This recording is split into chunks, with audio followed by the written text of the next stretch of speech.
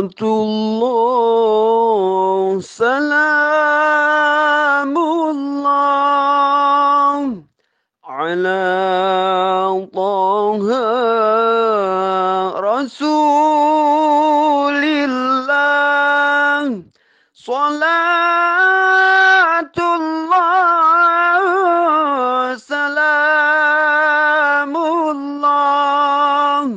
ala Yasin Habibillah, ala Yasin Habibillah.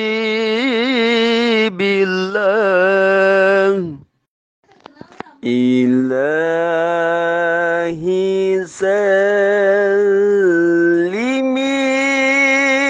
ummah minal afati wan niqmah wa min hammin wa min hummah bi ahlil badri ya Allah, bi ahlil badri ya Allah. Assalamualaikum warahmatullahi wabarakatuh.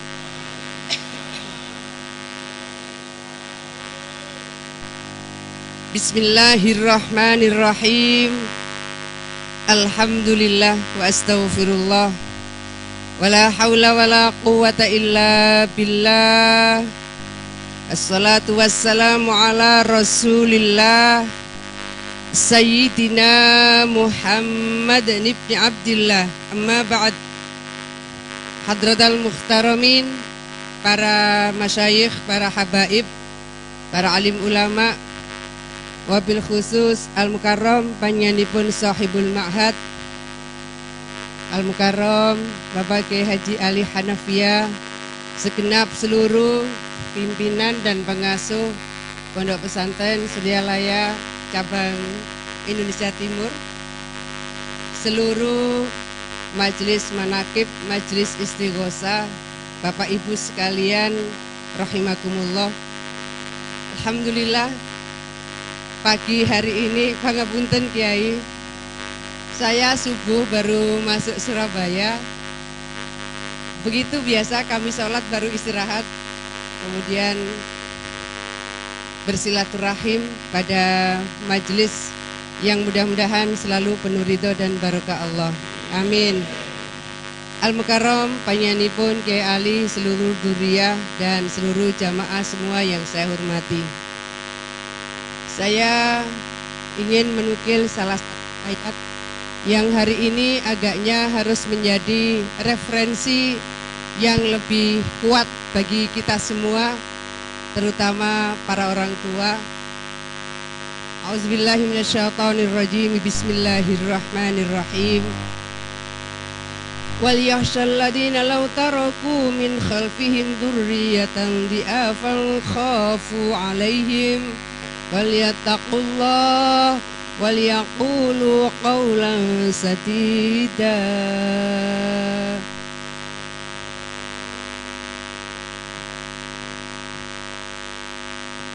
Para kiai, para bunyai, para masyayikh, para habaib,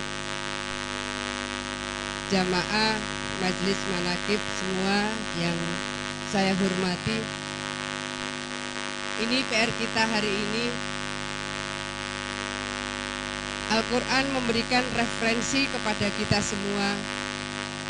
Takutlah kepada Allah jika kalian akan meninggalkan generasi yang lemah. Tentu generasi yang lemah macam-macam yang harus kita antisipasi. Bisa lemah iman, bisa pangapunten, bisa lemah iman karena siraman iman itu yazidu wa yangkus. Panjenengan kalau pengajian di sini apa ya? Satu kali dalam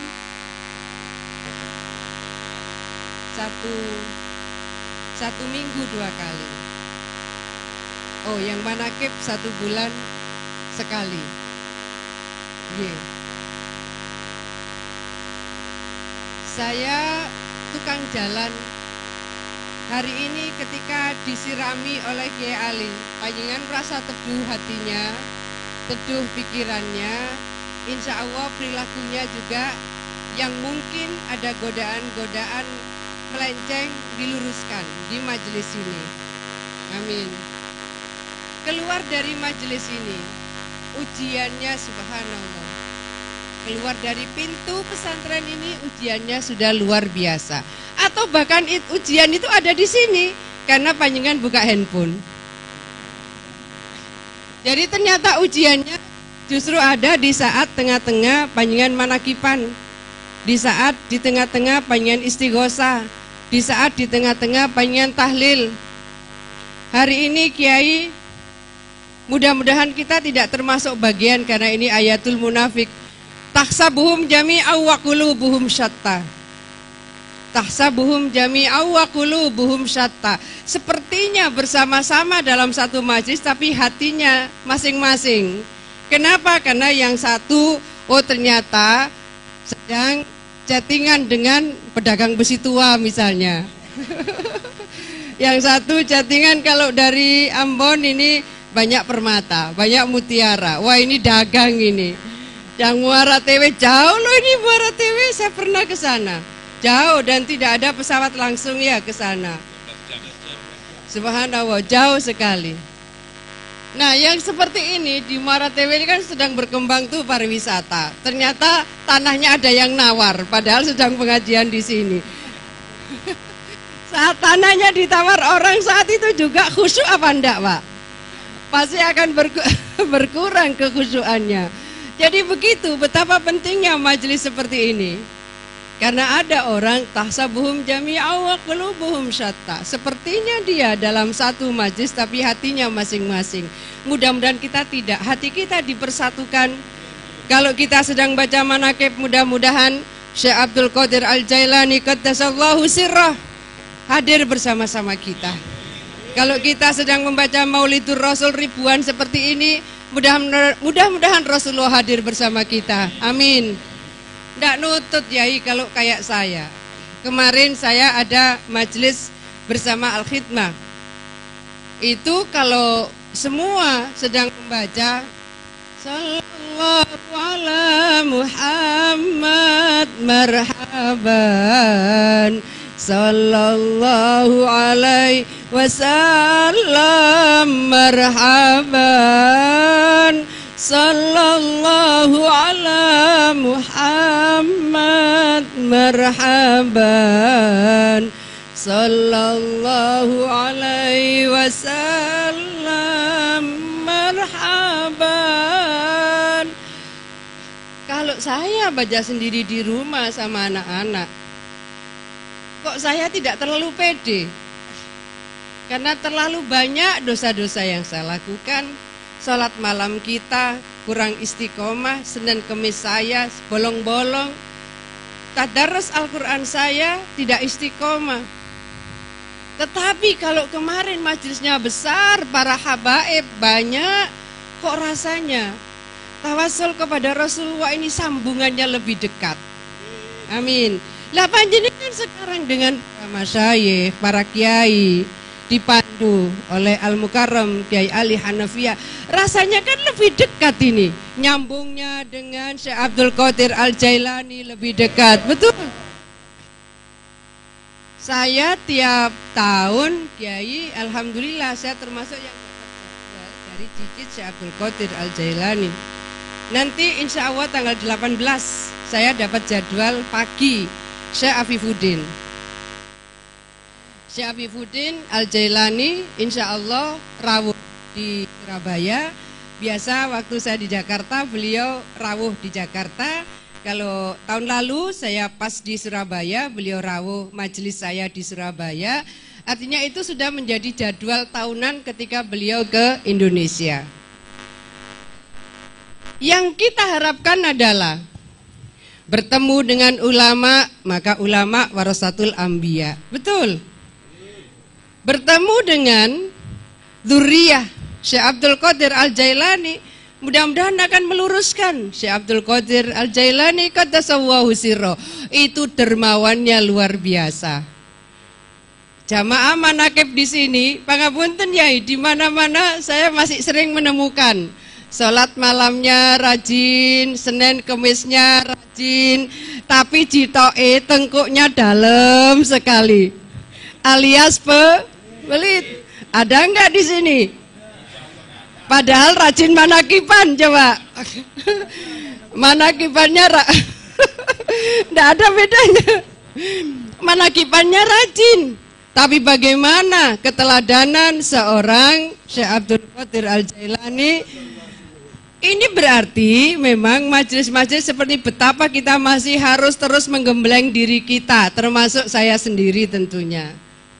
Nah, pada posisi seperti sekarang, saya ingin kembali ayat tadi. Wal yakhshal ladzina law taraku min khalfihim dzurriyyatan dhi'afan khafu 'alaihim falyattaqullaha wal yaqulu qawlan sadida. Yai, tapi saya mohon izin, mohon maaf sebelumnya. Karena begini, hari ini Syawal tanggal 22 Rajab. Hari ini, di bulan ini, bulan di mana Allah menurunkan perintah sholat. Pangapunten sebelumnya. Kalau misalnya sudah jam 4 sore atau setengah 5 sore, lalu anak-anak kita yang biasa ngecek, nak, sholat, mari kita cek. Biasa yang ngecek sholatnya anak, bapaknya apa ibunya?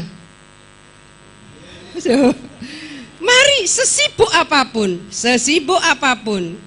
Karena kalau kita tidak melakukan pengecekan, khawatir bahwa generasi yang akan melanjutkan kita, generasi yang tidak terjaga sholatnya. Mudah-mudahan anak cucu keturunan kita dijaga dan diselamatkan Allah. Mudah-mudahan Allah anugerahkan putra-putri yang soleh solihah, manfaat barokah. Amin. Ini kan enggak usah, duduk aja. Ini PR kita. Kalau kemudian panjenengan buka surah Luqman, panjenengan akan ketemu ayat, ya bunayya aqimis sholat. Nak, sholat. Sesibuk apapun, saya termasuk bagaimana saya harus selalu meninggalkan rumah. Tapi bagi saya, Kiai Ali, sesibuk apapun saya, izin suami tetap nomor 1. Jadi karena memang nomor 1. Aman Yai.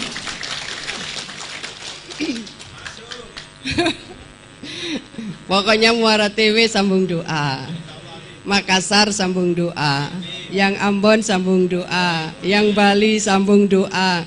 Oh, kalau Bojonegoro Lumajang sambung dukungan.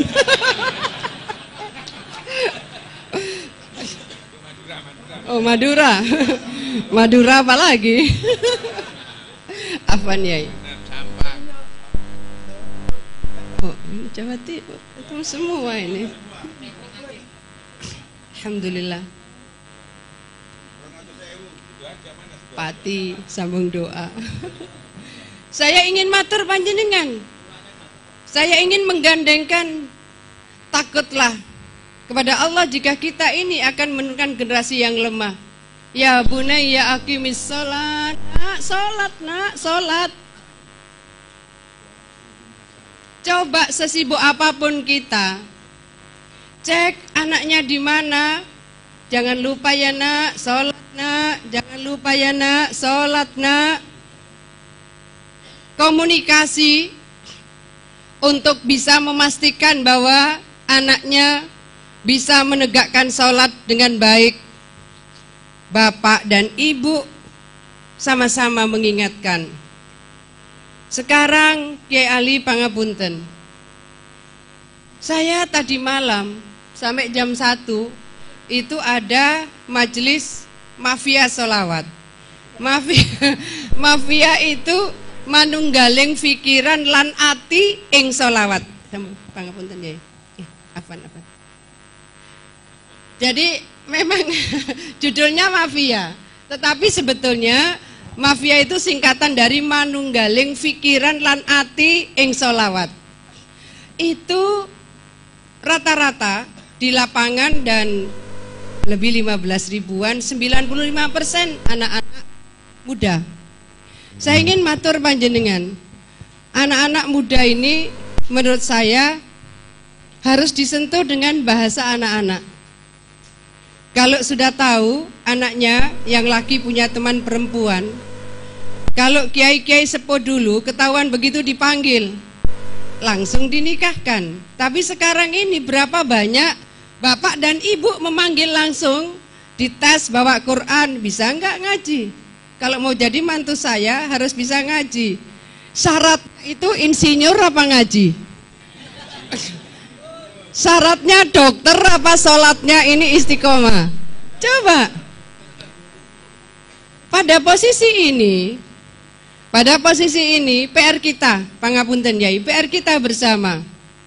Bagaimana para orang tua ini ngecek putra-putrinya. Hari ini godaan itu bisa muncul dari mana saja, dari kapan saja, di mana saja, sangat mungkin. Kalau kemudian kita kembali pada surah Luqman, wa'mur bil ma'ruf wanha 'anil munkar. Nak, jangan pacaran nak, dosa nak.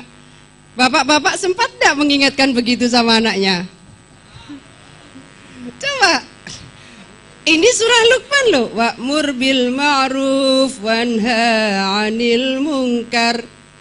Nak, jangan narkoba nak, itu merusak otak nak, bisa majnun nak. Loh, saya ini orang yang lumayan paham. 3 undang-undang narkoba pertama dibuat tahun 96-97, saya ikut di dalamnya. Dari mulai proses pertama, kita meratifikasi Convention on the Illicit Traffic on Psychotropic and Narcotic Drug. Saya sudah ada di dalamnya.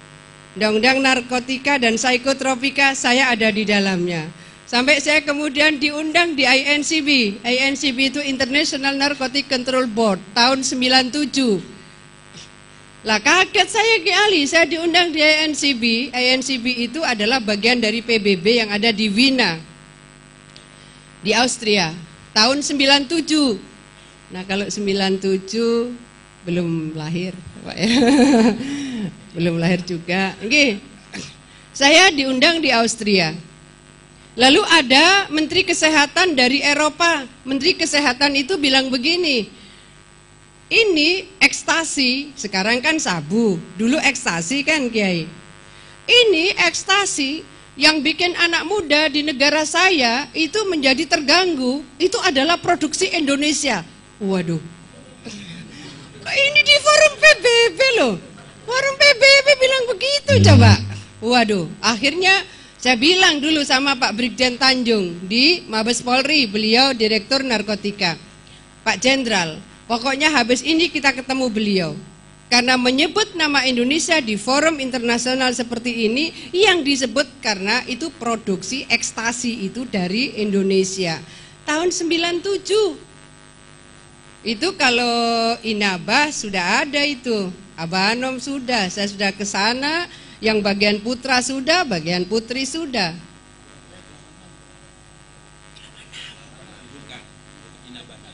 Oke. Oh, 86 ya, Gay. Masya Allah. 86.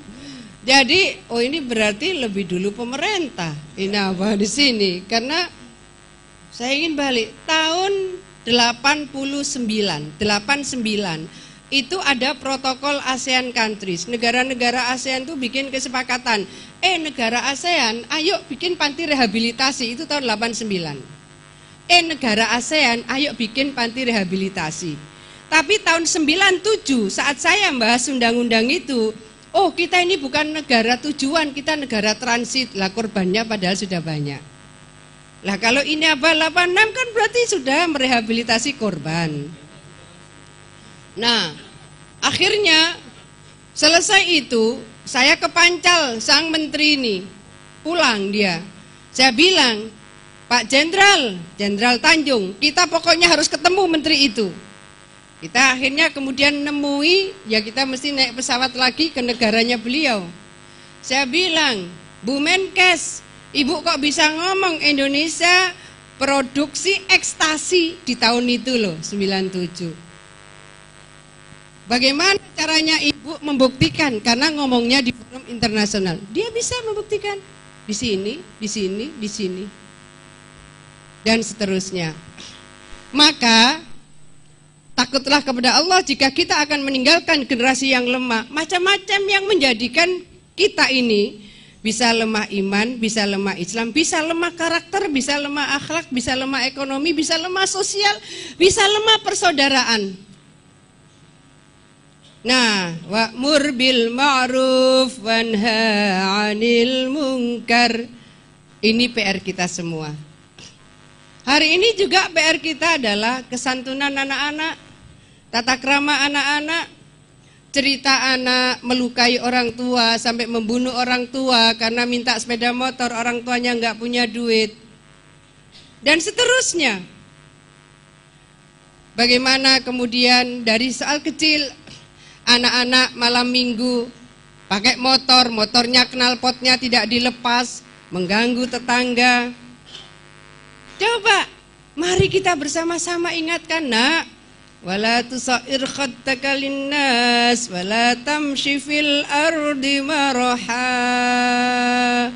Yang sopan, nak, yang sopan.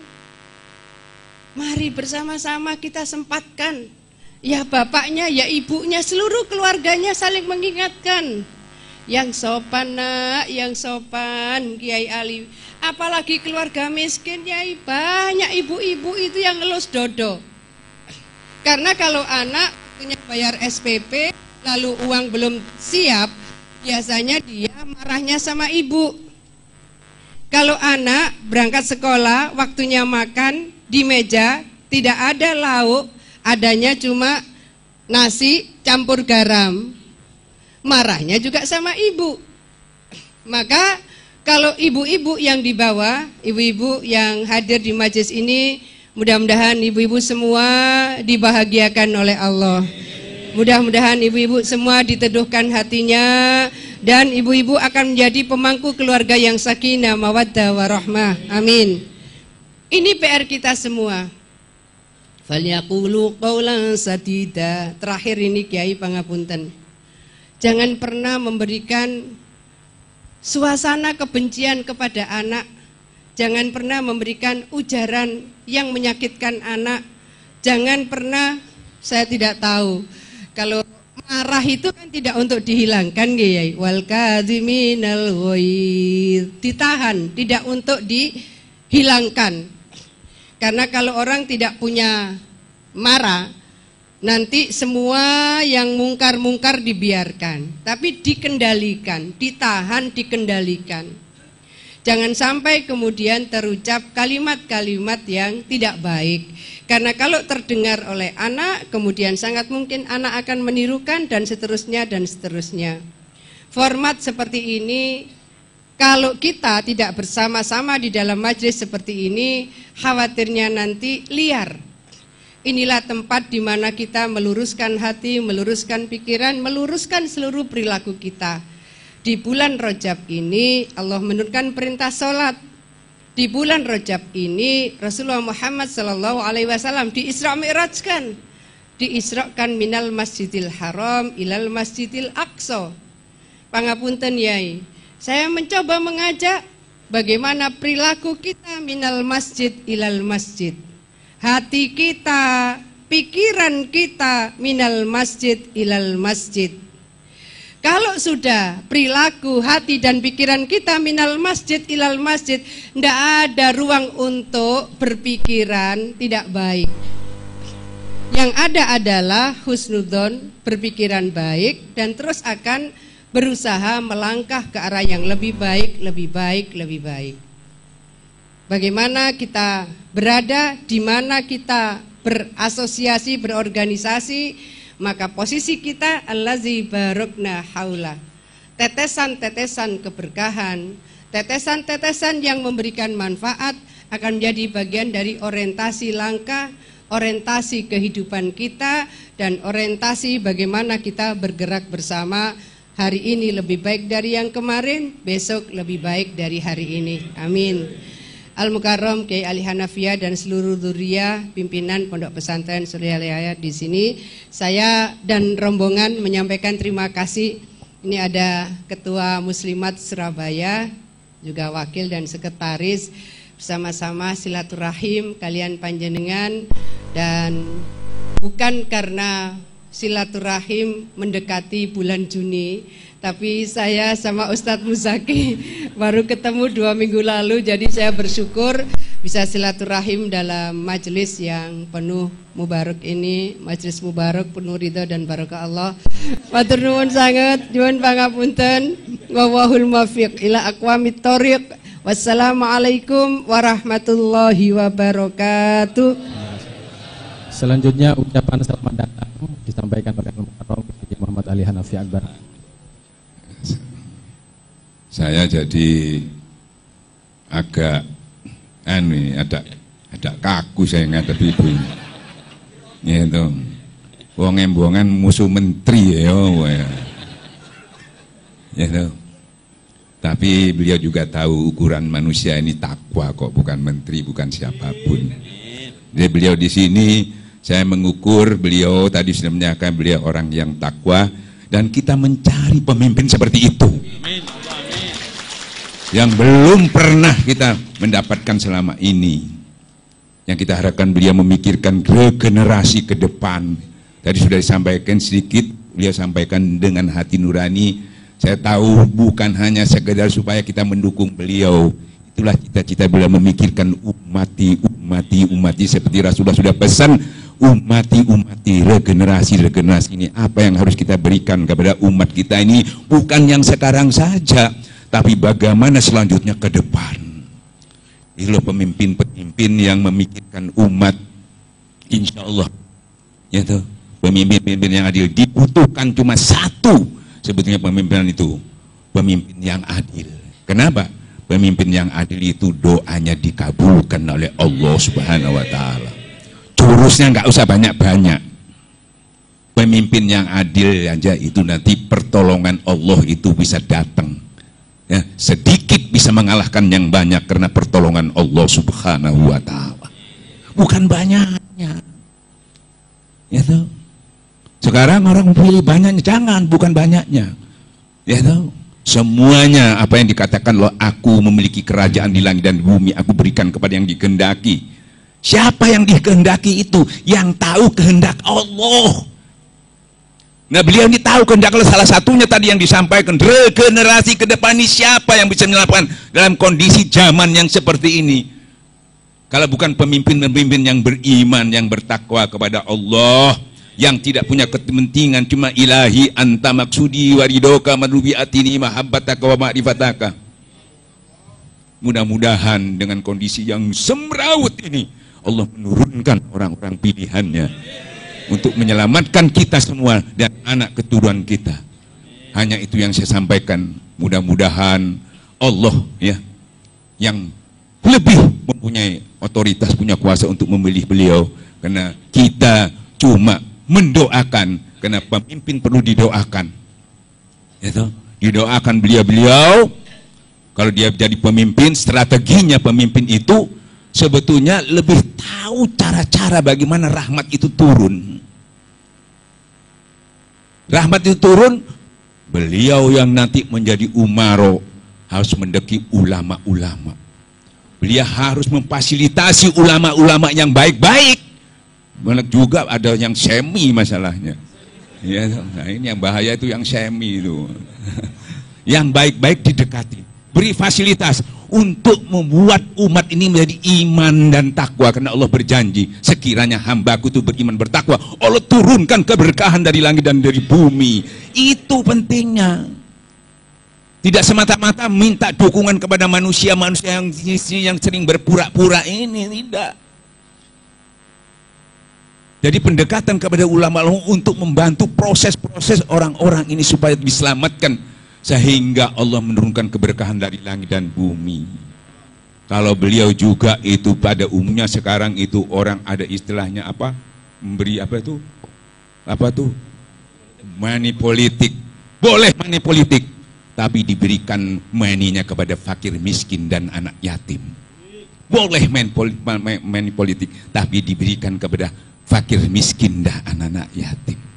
Wabillahi taufiq wa hidayah. Assalamualaikum warahmatullahi wabarakatuh. Ini kita disaksikan Allah dan para malaikat-malaikatnya. Mudah-mudahan beliau meridhoinya. Mudah-mudahan beri jalan kemudahan bagi kita semua. Mudah-mudahan kita betul-betul menikmati apa yang beliau katakan tadi, dan itu sangat kita harapkan. Saya Allahu Akbar. Mari Ibu, silakan. Rabbi yassir lana wa la tu'assir alaina. Allah Rabbi tammim lana bil khairi a'malana. Rabbi yassir lana ولا تعسر علينا. الله ربي تمم لنا بالخير أعمالنا. ربي يسر لنا ولا تعسر علينا. الله ربي تمم لنا بالخير أعمالنا. Assalamualaikum warahmatullahi wabarakatuh. Sebelum prosesi peresmian peletakan batu pertama pembangunan dan pengembangan Pondok Pesantren Suryalaya dan Inabah 19 di Surabaya ini, Bu, izinkan sedikit sebagai kata muqaddimah perlu kami sampaikan bahwa perjalanan Pondok Pesantren Suryalaya Jawa Timur ini dirintis oleh Kiai Ali sejak tahun 1973, Bu. Dalam perjalanan beliau, Al-Mukarram Kiai Ali ditugasi oleh Pangarsa Abah Anom disuruh membangun pondok. Kala Al-Mukarram Abah Anom menyampaikan perintah suruh bangun pondok pada waktu itu, Al-Mukarram dalam hati kecilnya menyampaikan, mau dari mana modal saya? Pada waktu itu Al-Mukarram ditanya, kamu punya apa? Kamu punya dapur? Punya. Mulai dari dapur kamu. Mulai apa adanya, jangan nunggu ada. Itu pesan pertama yang disampaikan oleh Abah Anom kepada Kiai Ali pada tahun perjalanan beliau ini. Hingga sekarang Al-Mukarram sudah membabat alas mulai tahun 73 sudah sampai 2018, adalah 45 tahun perjalanan beliau berjuang mengembangkan TKN dan Inabah di Surabaya ini. Kemudian berjalannya waktu sampai sekarang, Bu, kita sudah memiliki 37 perwakilan dengan 363 majelis, Bu. 37 cabang atau perwakilan yang dibina oleh Al-Mukarram Kiai Ali dengan 363 majelis. Kita tinggal mengkalkulasi masing-masing majelis itu berapa. Kalau misalnya masing-masing majelis itu 1000, ya tinggal mengalihkan aja. Dan ada yang lebih besar daripada itu. Yang sangat besar, Jamiah kita di Sumeneb, Bu. Sangat luar biasa di situ perkembangannya. Di pulau-pulau kecil semuanya sudah seperti itu. Pada tahun 2003, tepatnya tanggal 2 Juli 2003, Pangarsa Abah Anom meresmikan gedung ini, Bu, 3 lantai, yang digagas sudah bertahun-tahun disiapkan oleh Mukarram sama Umi. Dia bisa memiliki tempat yang representatif untuk tempat yang tadinya amaliyah kita ada di rumah beliau. Rumah beliau di kampung yang sangat masuk, Bu.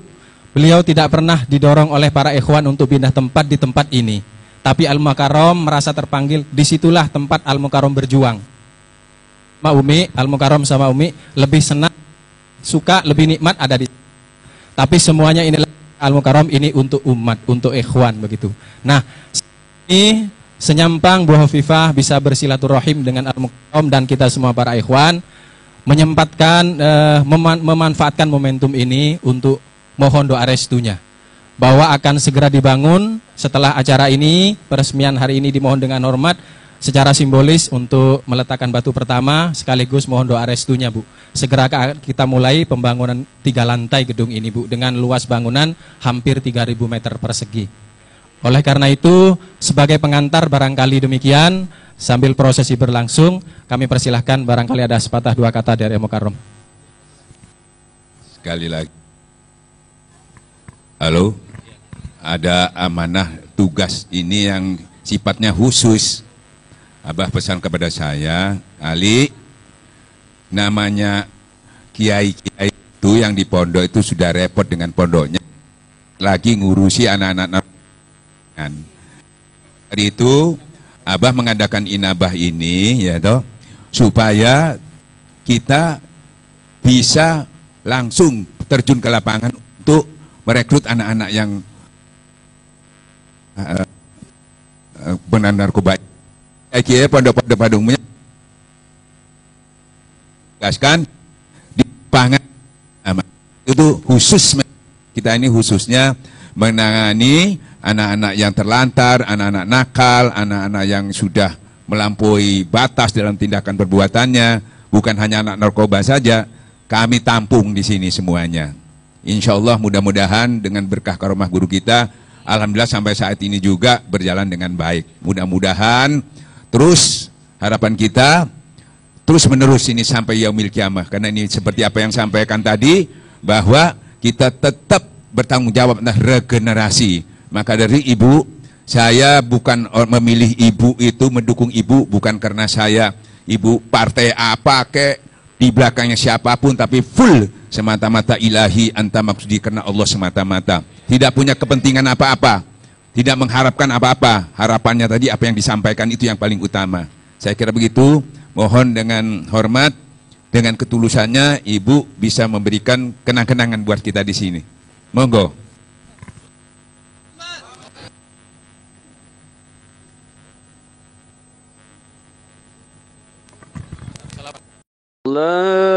Salatullah, salamullah ala Taha Rasulillah, salatullah, salamullah ala Yasin Habibillah, ala Yasin Habibillah.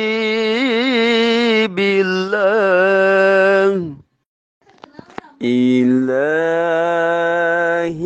salimil ummah minal afati wan niqmah wa min hammin wa min hummah bi ahlil badri ya Allah, bi ahlil badri ya Allah. Tawassalna bismillah wa bil hadi rasulillah wa kulli mujahidin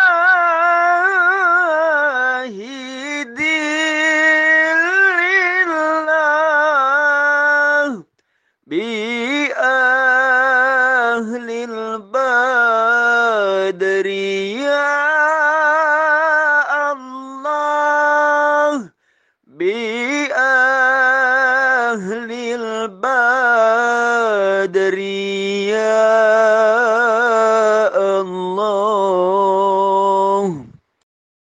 Dukung channel ini dengan subscribe, dan jangan lupa nyalakan loncengnya, akan ada video-video baru yang mungkin Anda suka. Kalian boleh membagikan video ini ke saudara maupun teman, karena berbagi itu kebaikan. Semoga Allah membalas kebaikan Anda.